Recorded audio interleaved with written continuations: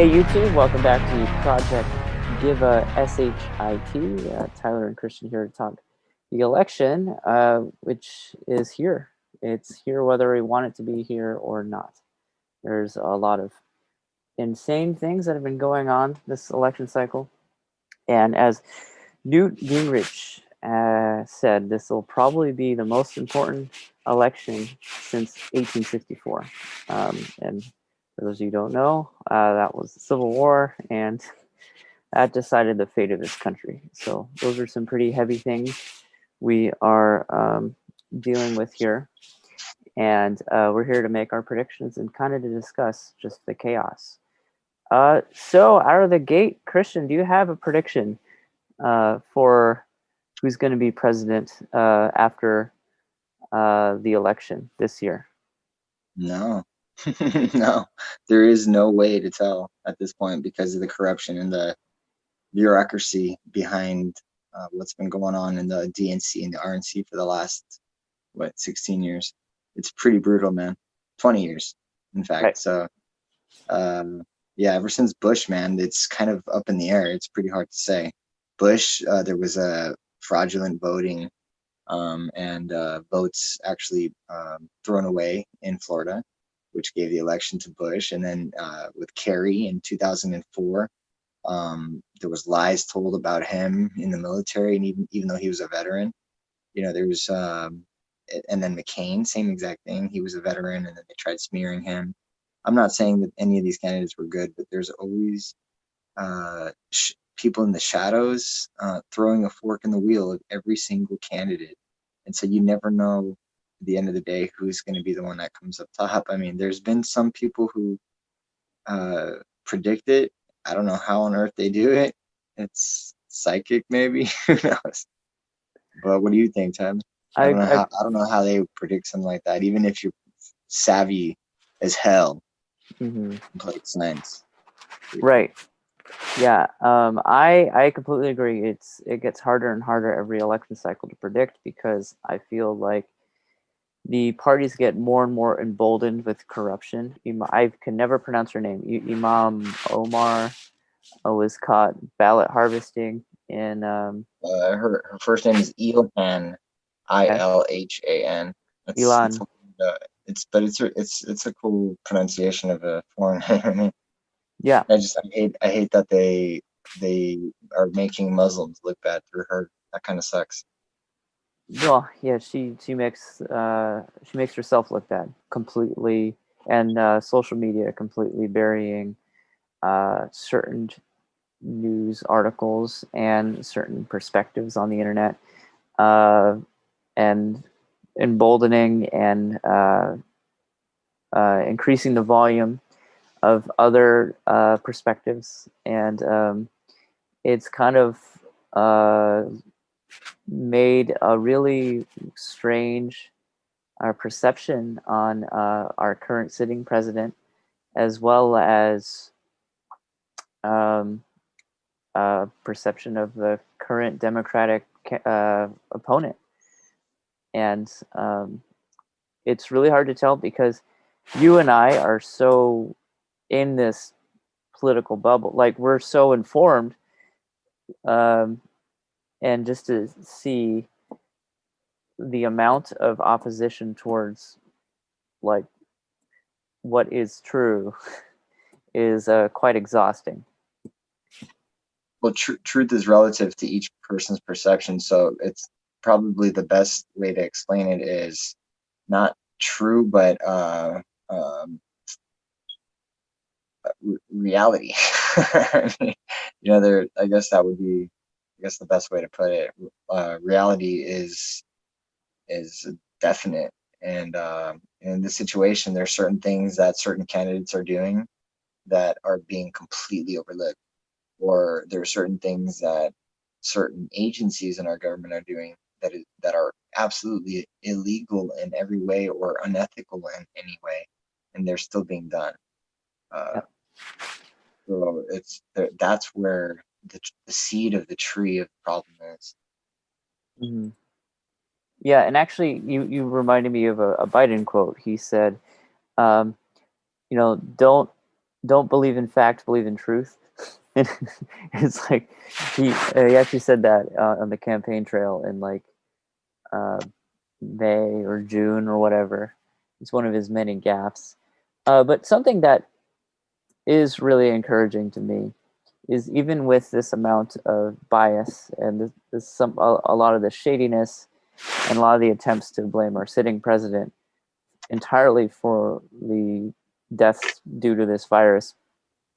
Uh, Today in Colorado, of all states, which is blue, there was a 30-mile long parade for Trump. Last week in Los Angeles, there was a 6,000 car parade for Trump. Yeah, Um, that was cool. and in a very important swing state, Arizona, there was a 90-mile parade. 90-mile parade, 20,000 cars. Unbelievable. Did you hear about what happened in Texas? With a running There the was an bus. entire parade that surrounded his bus, Mm-hmm. and they Yeah. canceled their tours there. I mean, that's bravo, Texas. Bravo, Texas. From California to you, man. We give you props, dude. Man, that's what's up. And they were all in lifted trucks, too, dude. Mm-hmm. They were all just blasting. Man, can you imagine? Oh, man, it was a sight. It was a Yep. sight. Yeah, but what I will say about that is the press afterwards was saying like, "Oh, Trump supporters, you guys claim to be the victims all the time," and meanwhile, you guys saw my other video on this channel.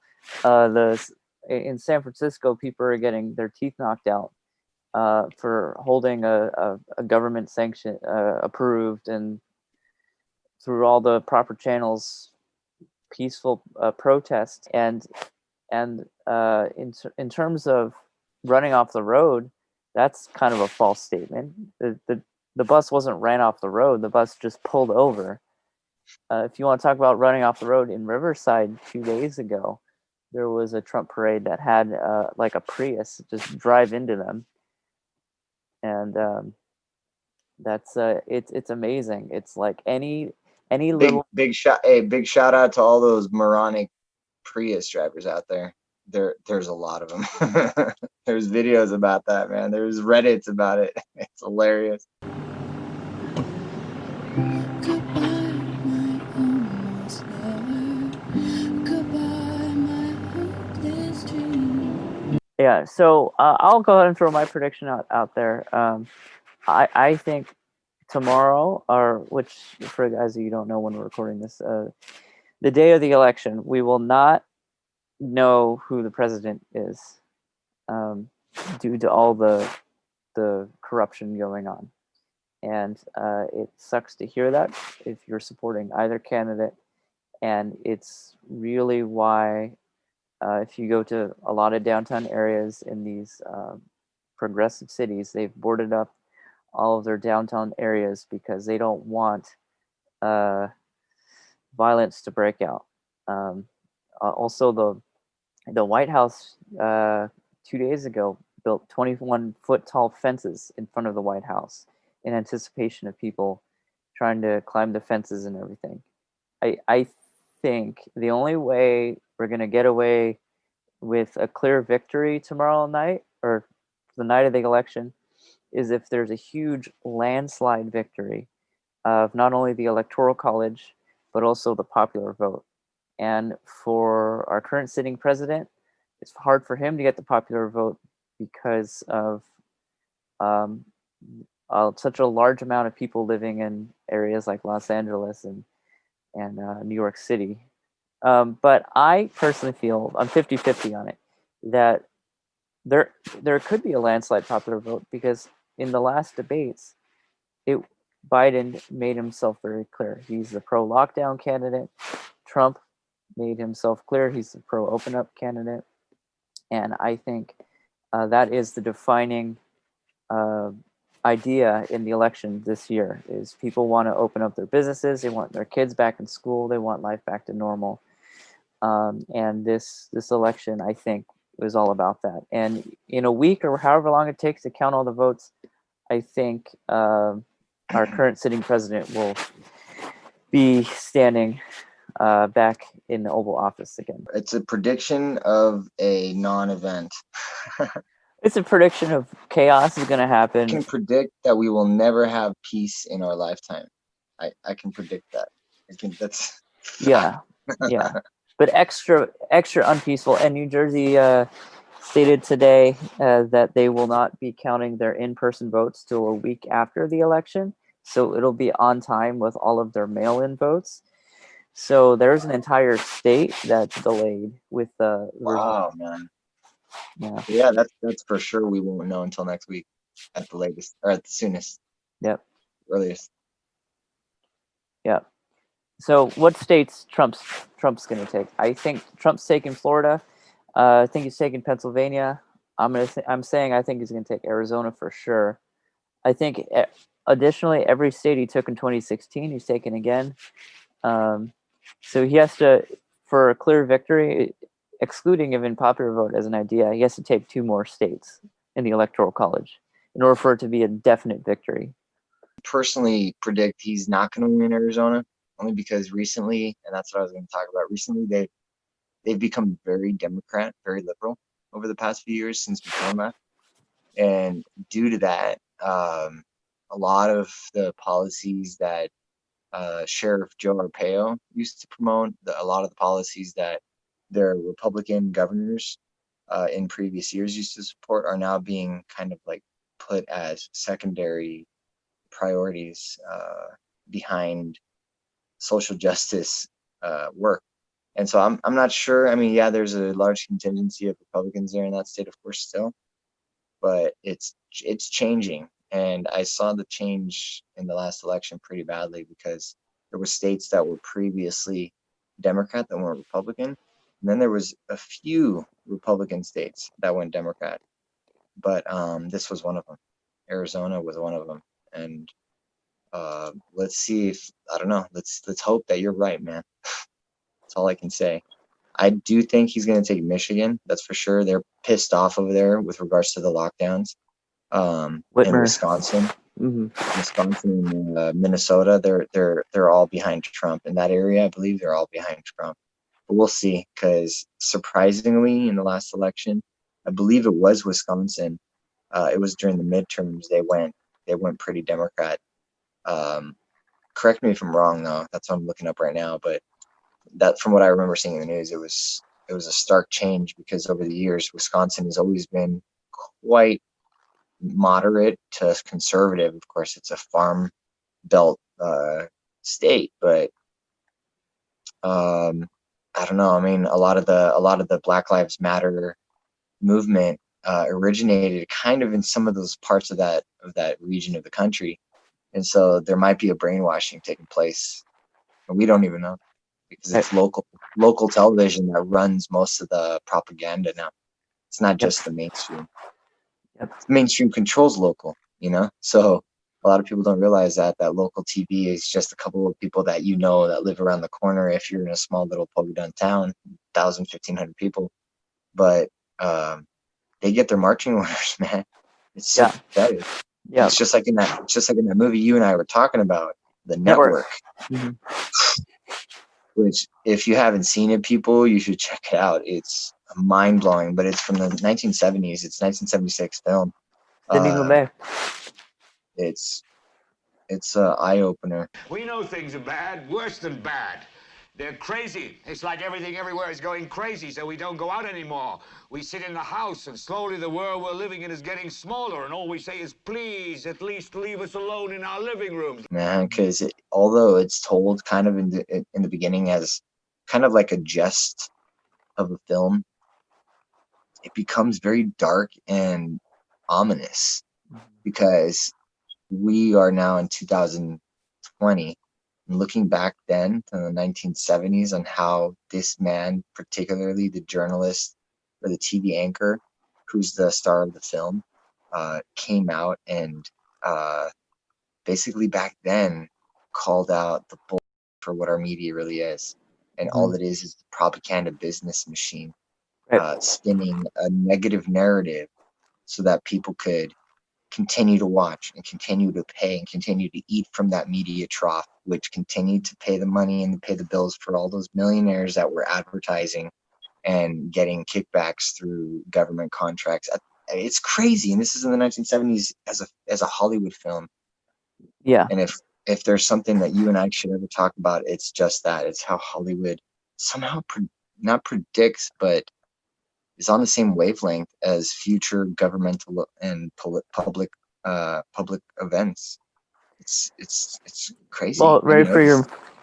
ready for your mind to be blown. V for Vendetta took place in 2020. You remember Oh, what? shut up. Really? Yeah, the thing that started the whole 1984 lockdown of England was a virus. The government was responsible for the deaths of 100,000 people. You really want to know? Okay, But so I was told by many people in my circles, political circles, to watch it because it was very relevant, but yep. I didn't see it. So You don't watch tell us in the audience. No, tell us, man. Okay. Well, it's, the mask, the Guy Fawkes mask, the throwing knives. Anonymous uses his mask. So if you recognize the Guy Fawkes mask with the really sharp chin and the really big nose and the mustache like that, with the hat like Anonymous wears, that's from V for Vendetta, which is referring Guy Fawkes, which is from a guy who tried to bomb Parliament in England in like the 1800s. Guy Fawkes Day. If you're in England, you know exactly what I'm talking about. And that's actually coming up. That's this week. It's like November 6th or something. But V for Vendetta is about the distant future when, or not the distant future, the modern day. It took place in 2020. But it was made in like the early 2000s. So it was a prediction of a potential apocalyptic world where you couldn't talk bad about the government. And if you did, uh, you were disappeared. Like what countries like China do nowadays. But it was Or like what the Secretary of State under a Democrat president would do. Or like what yeah, or like what the first lady of a Democrat president would do. I mean, yeah, we really yeah, want to go down that rabbit hole. Let's look at Clinton and how she's very relevant to that. How you just get disappeared if you go on the wrong side of a person's. right. There were some of her staffers who spoke out against her who ended up not alive anymore. One of which death by suicide with a bullet in the back of their head. That's Uh, rich. God rest. God rest his soul. yeah, yeah. But about V for Vendetta, yeah, what's scary about it is even in that movie, Related Network, there's a scene where uh, a, like a TV host on like an interview show talks bad about like their prime minister. So then the cops raid his house. And what's so eerie about this right now in Australia, we can talk about this in another video, but you can't have a social media post negative about government. Otherwise, they come and arrest you. Famously on YouTube, there's a clip going around of a pregnant Australian woman who was taken into custody because she had a negative post about the Australian government. So they locked her up. And Was this in Victoria, Australia? By any yeah, chance? exactly. Right. Yeah, it's bad there. I don't know why or how on earth there's a certain one city in particular in a country that could be more Orwellian than most. And that's scary, man, because those people that live there are living in, God, I don't even know how to explain it. They're living in fear. They're living in isolation. They're living in, Right. And we're going to talk about that more in our video. We're going to do another video we're going to do on this channel. So link for that in the description below. But about what you were saying earlier about television networks, it's completely accurate. They get all their national news stories and often their international news stories from the top. The way a news station works is you're sitting at it. There's reporters, producers, and writers, and what they're doing is day of the news cycle, morning of they're writing stories together to have it all delivered by the evening news. But they're not writing national news stories. They're not writing international news stories. They're writing all the local news stories. all the national and international news stories that come in are coming in from the headquarters of the network they're a part of. So like Fox News, your local Fox News has nothing to do with cable Fox News. Your local NBC, your local CBS, and your local ABC News, all of their national news stories come from the top. The company is keeping its employees safe and healthy. The company is keeping its employees safe and healthy. The company is keeping its employees safe and healthy. The company is keeping its employees safe and healthy. It spent $800 million on increased wages and overtime pay during the pandemic. It has spent $800 million on increased wages and overtime pay during the pandemic. It has spent $800 million on increased wages and overtime pay during the pandemic. The audacity. The audacity. I mean, it's the audacity, dude. These people, they actually think people are dumb enough to not do cross-checking. And we know that as a fact because they have these fake fact checkers like censoring everyone, including the White House, which where the f were they during the Bush years? Yeah, you have to do a lot of bleeping where here. were they during the Bush years, man? Oh, where were all these dumbasses during the Bush years? It's remarkable that, where were they during Obama? They're so, And Obama. Well, yeah, I mean, Obama, they were already falling behind him because he was Democrat, and they were Democrat, and they just wanted to make sure that they were falling in line. Period. Right. Yeah, and but that's a good point you bring up, though, about Republicans and Democrats. This is about Trump specifically. Although Trump has been loose with his rhetoric, he hasn't been nearly as dishonest as previous presidents.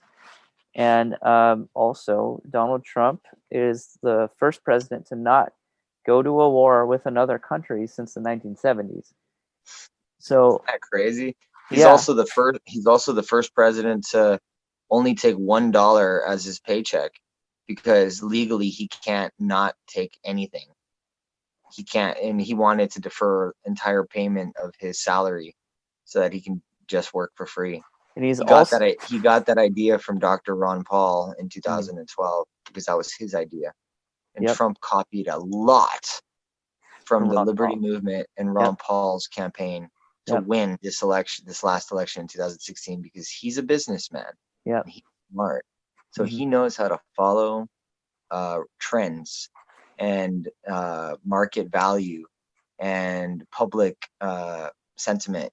He knows exactly what to do. So during 2008 and 2012, he was analyzing and researching and monitoring everyone running, and he picked a lot of Ron Paul's stances to run on: anti-war, government corruption, freedom, protecting soldiers, bringing them home. Man, I mean, like, not taking a paycheck. He did. Those were all Ron Paul's platforms in 2008 and 2012. Yep. Imagine that.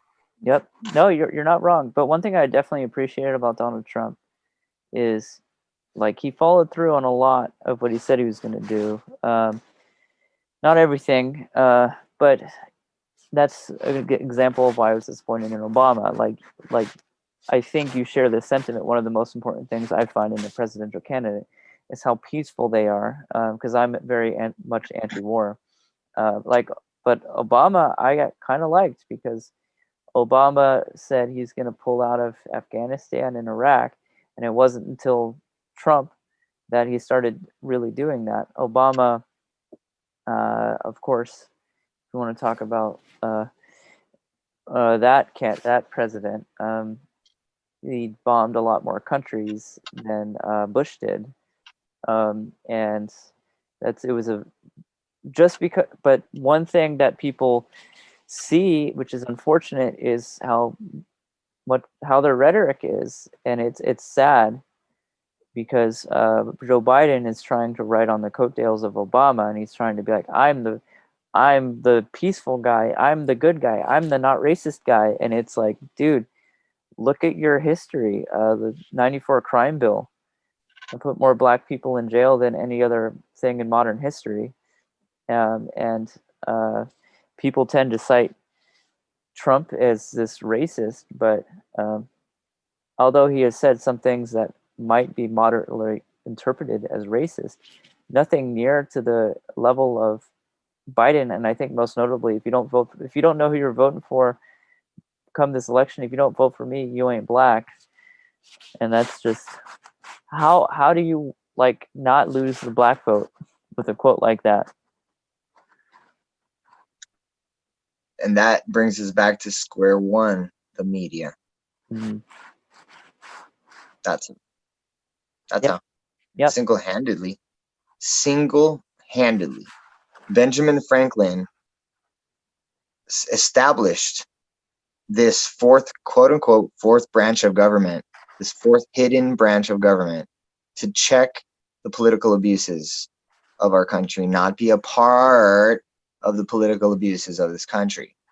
So just in that sentiment alone, when you look at what Benjamin Franklin did, he did it to waken up the society, the citizens, the citizenry, so that they can make their proper decisions as to whether or not to join the militia, or whether or not to hide out, or whether or not to aid financially in the support of the rebels, the terrorists. By the way, Yeah. we were terrorists before. Mm-hmm. 1776. Oh well, I mean, but unofficially, the American Revolution started a couple years earlier. But for our audience to understand, specifically, you're talking about newspapers and journalism. Benjamin Franklin was an integral part of starting newspapers in the United States. And that's actually another thing you bring up, famously, the Hunter Biden story. It was released by the New York Post, which is a newspaper that was started by Alexander Hamilton. And it's the longest running uninterrupted newspaper in our history. Yet they get blocked by Twitter by posting an article about the son of the Democratic opponent of our current sitting president. The only thing is I don't like Alexander Hamilton. Understandably so. He was really the central figure behind central banks in this right, country. Right, and that's so that guy. Sorry, I mean, gotta watch your sorry. language. You're giving me more work with every time you drop an F-bomb. I have to go and cut it out. But sorry it's understandable that you aren't a fan of Alexander Hamilton, because he was quite the opposite of Thomas Jefferson, who is one of my favorite founding fathers, and I don't like that about him personally. But there are some good things he did too. But regarding the New York Post, the story getting blocked, perfect example of blatant favoritism. In 2016, everyone's talking about how, like, oh, these Russian bots came and like influenced the election, and Donald Trump won because of Russian bots. But the solution for election interference isn't let's come and do more election interference to give another party a huge advantage. Like the Hunter Biden as an example, that's like people hear like, oh, it's fake news, and then they don't even look. But if you look into it, it's way worse than he's making money from foreign affairs. There's like child pornography on his computer and everything. And but do you remember even Tucker Carlson said this? I think Tucker Carlson said this, or some major media figure said this. They said if the government, Edward Snowden said this. Sorry. He said that if the media really wanted to, during the Joe Rogan Experience interview, he said if the government really wanted to get you, they would just plant porn on your website, and they could do it in a heartbeat if they wanted to get somebody in trouble, and then say, hey, look, that guy's a bad guy, don't vote for him. And see, that's where the whole personal liberty, civil liberty, privacy protections comes into play in this country. Mm-hmm. This is why I admire Edward Snowden, because without knowing what the government is doing, all this corrupt deep state is up to is compiling an entire data trove of people's bad behaviors, just in case they ever in the future decide to get into the public eye and change things for the better, so that they can then say, okay, no, see, this is a bad guy, don't listen to them. And that's called divide and conquer. That's called marginalization, and that's called complete control and manipulation of a government and its people. Right. It's sad. And Yeah. that's what it comes down to, bro. That's what it comes down to in the end. Like, this is why private personal liberty and privacy is important, because it's not because we're all doing something bad and we want to hide it. It's because one day, one person will make a mistake, and then that'll be used against them if they ever come out against someone in the power structure who wants to squash this little bug before they get big. It's really that simple. There's also another extreme danger of such a breach of privacy is what a country can do is like what's going on in China now is your social credit score decides whether or not you can travel between provinces in China or get on a train or if That's you insane. That is insane, dude. yeah. And can you just imagine those who, that is Orwellian. And that actually is tied to the 5G blowout. And since China beat us to it, because that was considered what I heard to be the next space race, it was the 5G race. Who would make it there faster, whether it was Russia, United States, or China? That's crazy. China beat us to it. They've got their entire country networked out like that. And so now a lot of our governmental officials and business officials are actually trying to copy China so that they can get there just as fast as they did, so that we can get there just as fast as they did. So it's all a sad competition because they're worried that China is going to outpace us in the 5G market. And if they do that, we're financially and economically screwed. Now, the only problem with that is that we were on track to do a 5G network that was more privacy centered before. And now that China kind of surpassed us due to that surpassation,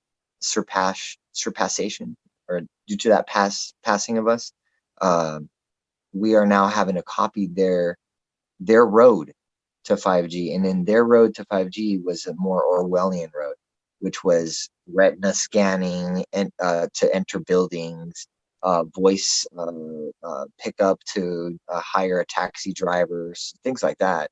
And that's not what we want in this country, man. Because if you're walking down the street and there's a computer or 5 computers or 25 computers scanning you and your son's face as you're walking down the sidewalk, there's something so sinister about that, that if people don't see that, that's the fear that I have. It's not that it'll happen, it's that people won't care about it. Additionally, too, with the whole Hunter Biden story, Hunter Biden, aside from the whole Ukraine stuff, is getting a ton of money from China because he got this an, multi-million-dollar deal high up in the Chinese government. And if you want to talk about Russia's interference with Trump, they made Russian bots. Whereas Biden, his son, gets this multi-million-dollar job with China. China is the biggest geopolitical threat in the world. Mitt Romney was made fun of in 2012 for saying that China was the biggest geopolitical threat in the world, but they absolutely are, evidenced by what's happening with the virus and how the entire world shut down because of what they did. In my opinion, China is intentionally interfering with the United States election because they want Biden in power. Yeah, Yeah, of course. China has 20,000 I'm surprised. I'm surprised the entire country doesn't know that. Right. They can't put 1 plus 1 Mm-hmm. to equal 2. They can't. There's a disconnect because of that dinosaur train of thought where you think of a certain way for so many years that by the time reality settles in, you're just like, no, I'm gonna walk away. That's not, I don't want to realize that that's the reality, because I've been wrong all these years. That can't be. And so that's why a lot of these 70, 80, 90-year-old, 60-year-old voters, God bless them. God bless their hearts, as my Southern friends would say. They're actually what has been destroying this country for the last 40, 50 years, I think. I want to say, I think. And one thing I used to argue a lot about for many years was that I believe that it was the young generations versus the old generations in every election. Because the older generations, let's go down the list, they don't work. They have time. They have money. They're bored. They're bored. So they take a lot of interest in elections. They have a lot of time and a lot of patience and a lot of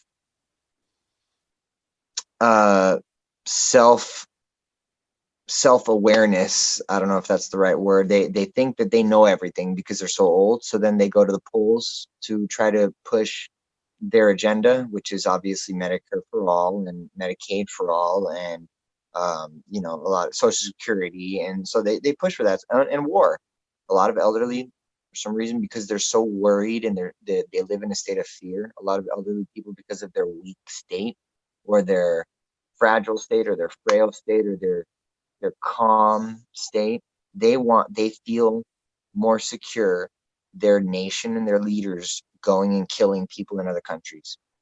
Not sure why. There's no logic there, but it puts their minds at ease. So in every election, politicians and candidates, they strive really hard to push for that narrative, like, we're going to protect you, old folks, we're going to do what we can for you. And then the young people who don't vote, the politicians know don't vote, don't get anything that we or they needed.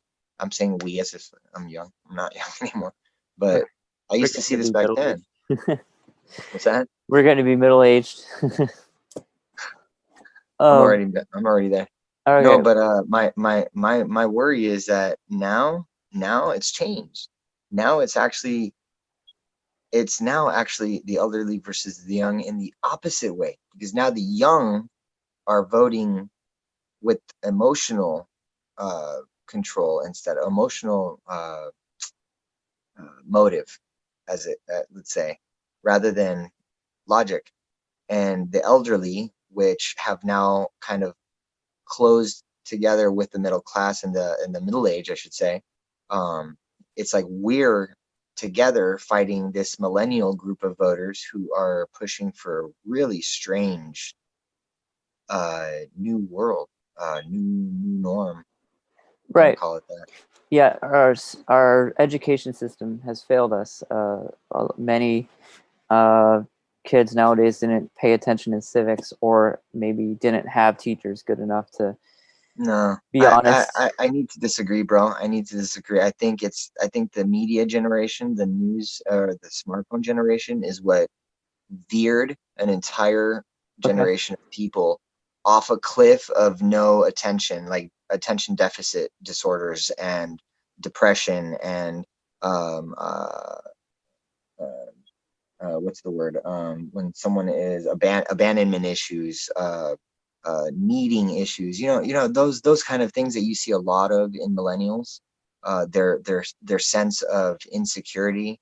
It's a sad state, but the reason why is it's been directly tied to the amount of smartphone use that a lot of these kids have been using, because smartphones, they create depression in kids, they stunt growth, they stunt mental development, they cause brain cancer, and a lot of this stuff, of course, is not proven. But what really is able to be proven, when there's major lobbyists and attorneys and politicians working behind these corporations who are able to kind of do things unethically with their business practices, like tobacco smoke, for example. They can't say, yeah, tobacco smoke is definitively what causes all these people to die, because if that was the case, then they wouldn't be selling it. So they found a way to kind of like cover it up. They put little text on the bottom saying this may cause cancer, And so which that's definitely their disclaimer. Yeah. Well, additionally, I think a good example too is like fast food. For 20 years, fast food was able to dodge all the and still able to serve really unhealthy food on a mass scale, and it's a big part of why this country has a huge obesity problem. Big corporations with big money, big lobbyists who are pushing against any sort of pressure from any sort of government oversight. And that same problem, as you mentioned, social media. There is some proof out there actually, because there was a study that looked into this that was out of Cambridge, I believe, that was looking at autopsies of children who've passed, and they're finding that the area of social interaction of the brains of children are shrinking significantly compared to years prior to social media. So, I mean, we see it when you go anywhere with kids. They're glued to their phones, um, like anything like that. But me as a media expert, which I can totally say there is a lot of data to back this up. Um, in the mid 2000s, which is right around when Facebook and everything started, the average high school, college age young adult or teenager got half of their media from television and half from the internet. So it's pretty fair and balanced. Now, the average high schooler gets 95% of their media from a mobile device, and most of it is social media. So there's evidence to show that people are spending a lot more time on the internet, and people get most of their news from their echo chamber on Facebook, because they don't really let you outside of your box in social media anymore. That's just what the algorithms have done to everyone. And I think it's also contributed to the amount of violence we're seeing nowadays, where people don't really agree anymore, or aren't able to have civil conversations anymore. And you not only you see it online, but you see it out in the streets, and it's really, really, really not good for this country. And it's allowed this country to maintain a duopoly, where it's a two-party system, where it doesn't matter if you're getting the Republican or the Democratic president. Usually, they're going off to war and sending all our kids off. And as you said, get those 60-year-old voters who aren't part of the draft anymore, because after you're 38, I think it's the year. Exactly. Yeah. Thank you. Exactly. I actually went off on someone in the baby boomer generation. Suffice it to say, a few years back during the 2012 campaign, no, 2014, I believe, midterms, and this person was just diehard about going to war, and they were a Democrat, but they were older. And I looked at them. I said, "Wait, so did you serve?" "No." "Well, my kids served." So okay, so you're trying to like push a bunch of young generation kids to go fight for your insecurity of safety? He's like, "Well, who are you calling insecurity or insecure?" I said, "Aren't you worried about our country's safety, and that's why you want us to go to war?" He said, "Yeah." Well, I said, "That's being insecure. You need to be a little bit more confident of your country and our military power, sir." It was a really straightforward discussion I had with the gentleman, but that showed me a lot that these old timers, it's like they're the ones pushing us all into war, man. They're the ones. And I don't know what happened to the hippie generation. I heard that they all turned into the business class, that the business elite. And now that's where they all went. They were all hippies then, and then they went through the 80s, and they jumped into the industrial revolution of the United States after the Berlin Wall fell. It was they all became part of the system. And there was a good film, I'm sure you've seen it. It's called SLC Punks, and it's about a bunch of young teens from Utah who were anarchists, Mohawk kind of punkers. And at the very end of the movie, a good scene that comes up, that one of these Mohawk punkers, he comes up in a suit and tie, and he walks up to one of his buddies. He's like, "Dude, what did you do that for?" Something, I'm paraphrasing because I haven't seen the movie in years. But he said, "Well, what the hell happened to you, man? You turned." And he said, "You know what? One thing I finally learned is that the only way to do any change or damage to the system is to be in the system." Mm. And I was thinking to myself, wow, that's exactly what happened to the hippie generation. However, the hippie generation learned very quickly that once you join the business class, to stay there and survive and keep getting paychecks, you need to keep licking ass and doing what you're told.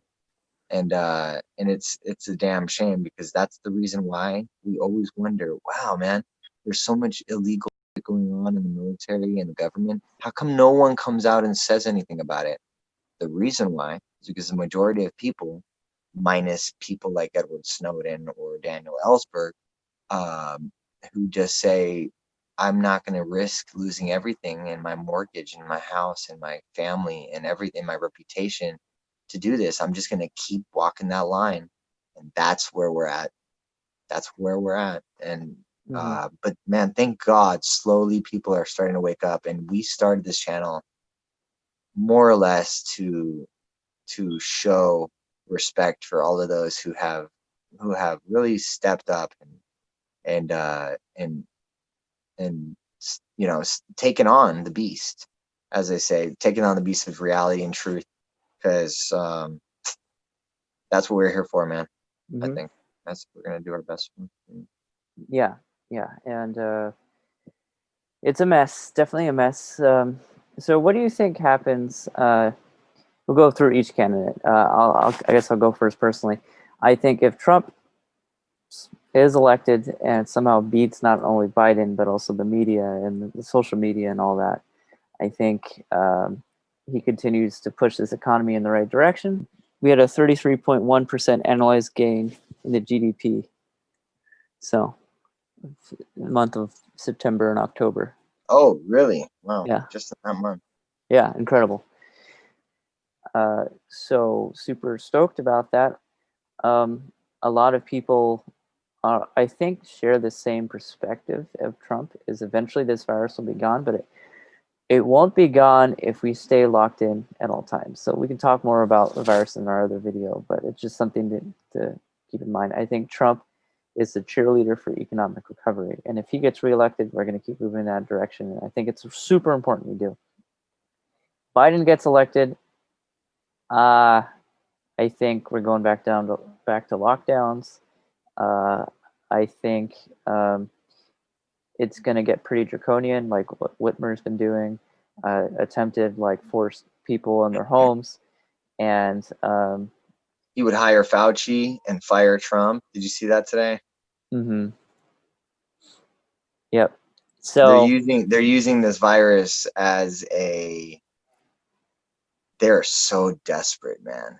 You know, so what I've seen repeatedly, which is exhausting for me, is there's a lot of even celebrities basically saying that the 220,000 people who've died thanks to this virus are entirely because of Trump. But if you go back to the early part of this virus, like in March, Dr. Birx said, even if we do a really, really, really good job, even if we did everything perfect, we would still see above 200,000 people die. So that's just saying Trump did a good job. But what do you think would happen if either are reelected, or Biden was never elected? Either are back in power, I guess. If Biden gets elected, I can tell you I'm actually moving out of the country. I'm moving to Canada. Yeah, I'm not gonna put up with it anymore. I've got a kid, so I've got to think of him, man. And Biden will literally destroy this country, because he will let Kamala Harris, who's a retard, actually control this puppet strings. And and you know what? A lot of people are going to control his puppet strings. So I can't really say too much about just Kamala Harris, but it's worrisome, because, as many people know, Biden, he supported the crime bill, 1994 crime bill. He was very Called it the Biden adamant. bill. He was adamant about going to Iraq, to war in Iraq, which was the reason why I was a Democrat in the beginning, because I was against the Iraq war. And what's crazy is that he's also big on big pharma. He lives in the region of the United States that is a predominant monopoly of pharmaceutical corporations in I think 100-mile radius. It's insane. And he's friends in bed with China and Russia, although he's constantly attacking Trump for doing just that. And what do we all learn? that when someone is criticizing you for something, it's most likely because they're the ones doing it. They're just trying to reverse the table and muddy the water. And that's technically what the Liberal Party has been doing to Trump for a long time. They're doing some shady stuff, and they're calling Trump on their own shady stuff, although he's not the one doing it. Um, it's almost kind of like what little children do in junior high when they're trying to get each other in trouble. So, what if Trump's reelected? If Trump gets elected, if Trump gets elected, that's a good question. I really don't have any worries if he gets elected. If he gets elected, I can actually kind of relax. I feel like if he gets elected, we'll be okay.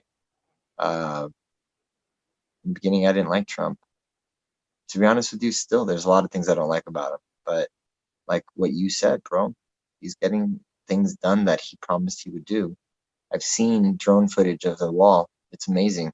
From sea to shining sea, dude. It's literally going from Mexico's Bay all the way to San Diego. 400 It's miles already awesome. done. It's awesome. Yeah. And a lot of people are saying that he wouldn't do it. He did it. He's doing it. They also said he wouldn't succeed with North Korea, and look what he did.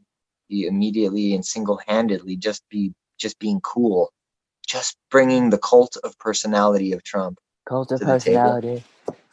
Yeah, that's all he did, man. And he was able to turn an enemy who has nuclear powers into a neutral force, a neutral entity.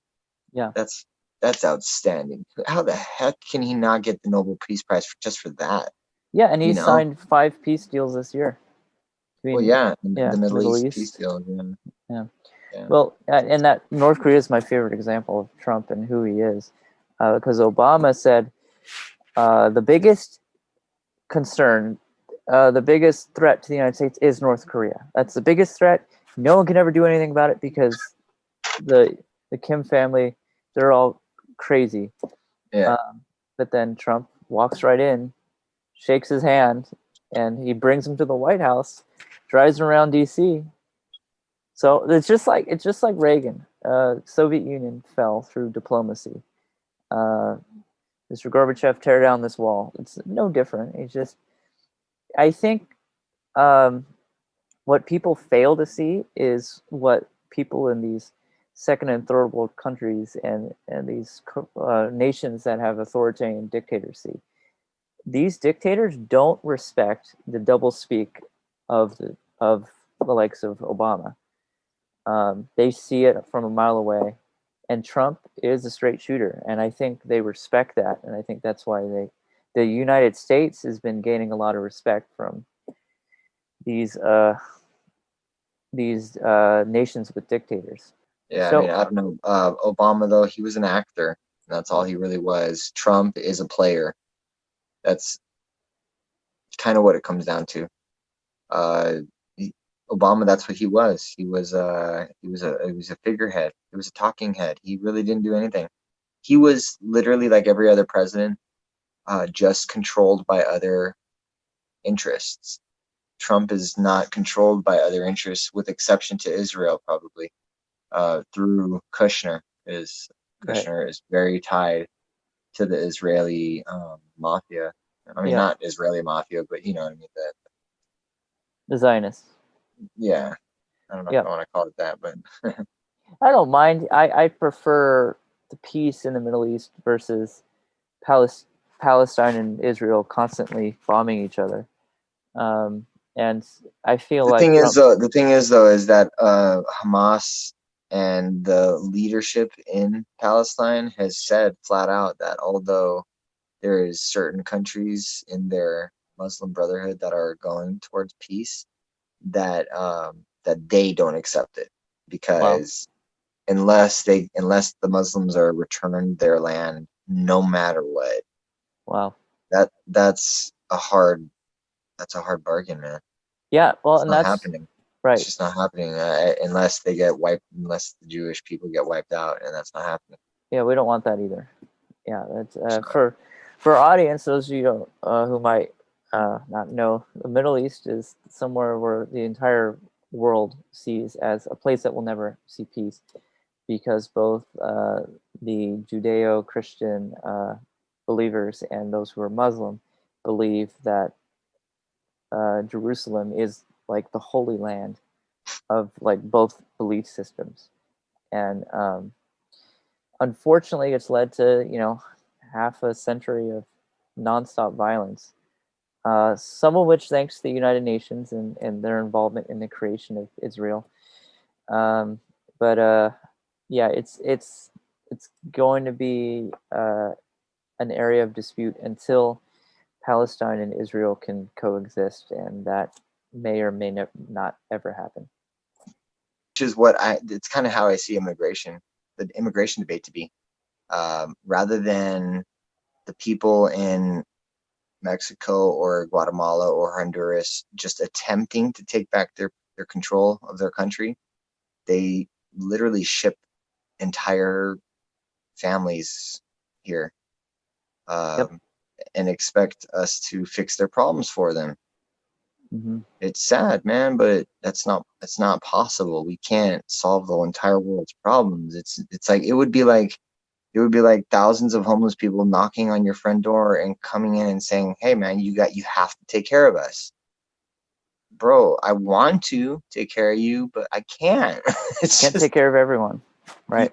There's a feasibility line that has to be drawn, folks. Mm-hmm. I'm half Hispanic, half Italian, and I've got a lot of immigrants in my family, Mm-hmm. and we all get along. It's not a self-hating thing. We just realize that you need to work for what you have. You need to earn what you make, and a lot of people that are from just over the border, they think they could just hop on over, make some money, send it back over to their foreign land, and then not learn the language here, not want to become a citizen, and then not want to settle down here. The majority of people I've spoken to who are good friends or acquaintances alike have told me that the majority of people that come here from the South do not plan on staying here. They come here to work. They send all their money back as what's called remittances back to their families who are paying their houses and their bills back there, who, by the way, have big houses and properties back in Mexico. I mean, big. Mm-hmm. You can own a lot of land in Mexico, Mm-hmm. a lot.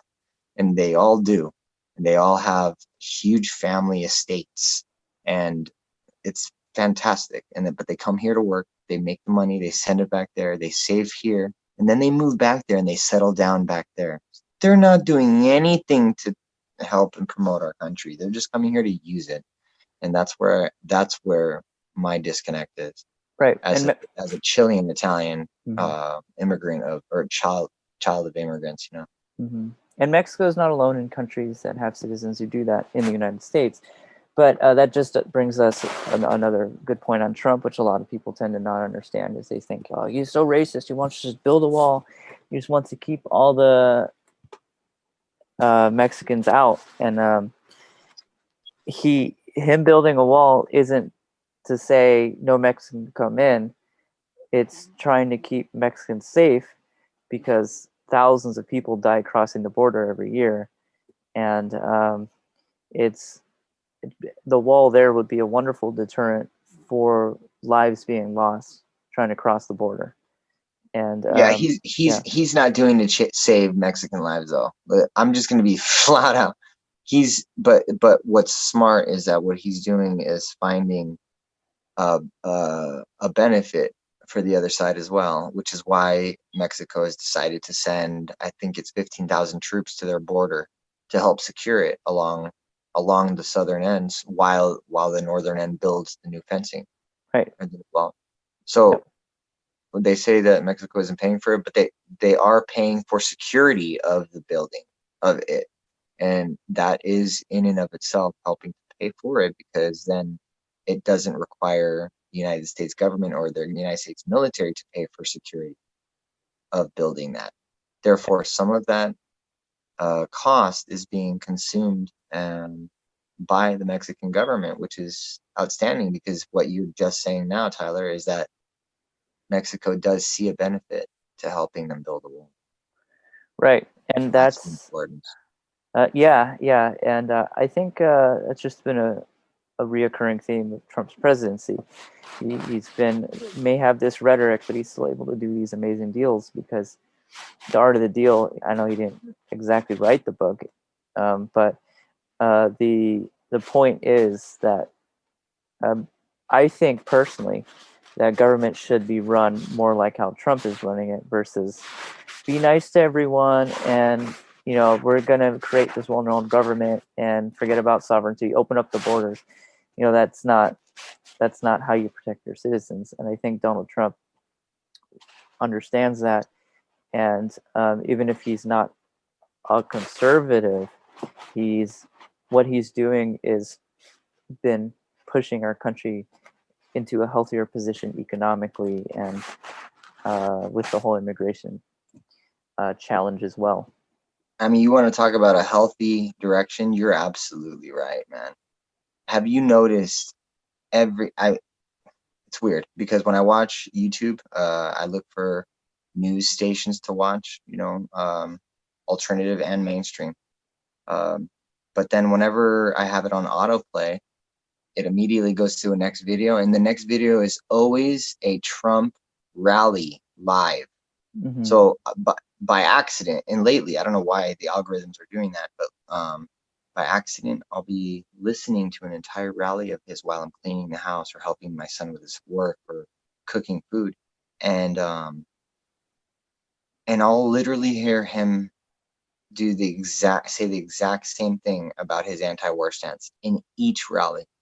He talks about how we shouldn't be in other countries with our military, that we should all bring them back home. He says it in every rally, to a rally of thousands of Republicans who, if you don't remember, only 1 decade ago were hardcore war hawks, all Republicans in this country behind Mm-hmm. Bush. Everyone except Ron Paul. Everyone except for Dr. No. Yeah. And Mike Lee. Oh yeah. And Ted Cruz. And Kerry Benevolio. Talking about a decade ago. Yeah. But that you're just rifling your record of people you helped get elected. Yeah, because they were all anti-war. Yeah. And that's who I stand behind. Anti-war, constitutional, freedom-loving candidates. And that's why I supported Tulsi Gabbard. She was a Democrat. That's why I supported Kerry Benevolio. He was a constitutional conservative. That's why I supported Mike Lee, Ron Paul, Obama, because he was anti-war. I down the list, bro. That's why I hated Bush. I'm a Republican, man, and I still hate Bush. He fucked up our country, man. Yep. But it wasn't him. It was Dick Cheney, and then it was Donald Rumsfeld, and it was Paul Wolfowitz. It was that entire group of. Well, Halliburton, they made billions of dollars off of it. Oh man, did you know? I think I told you the other day. No, not the other day. About a year ago, I was walking down Van Nuys Boulevard, and it was by the Walmart over there in Panorama City. And I saw a Halliburton truck in a parking lot. What? Completely by itself. Yeah, it was totally random, dude. And it was I remember that. They had Halliburton on the side of it. Full transparency, we might have to censor this, but I walked right up to the car and hawked a big ass loogie right on their windshield and right on their door window, dude. And I was like, what are these disgusting crooks doing in my city? That's how I felt. And then lo and behold, I come to find out that in the Pasadena Mountains, the Altadena Mountains, whatever they're called, Halliburton actually owns that entire mountain because they're drilling oil there. Wow. The mountains just north of Pasadena and Altadena and Glendale. Wow. Did you know those mountains right there that separate Kern County or Orange County? Or Kern County. Yeah. That's a great topic to talk about. If it's on my mind and I'm passionately talking about it, I'm going to talk about it so that we can at least have it recorded. All right. So if you haven't decided yet, we hope that our discussion here, if you've listened to it, thank you for doing so, has informed you and helped you in your decision. Catch us here anytime on this channel.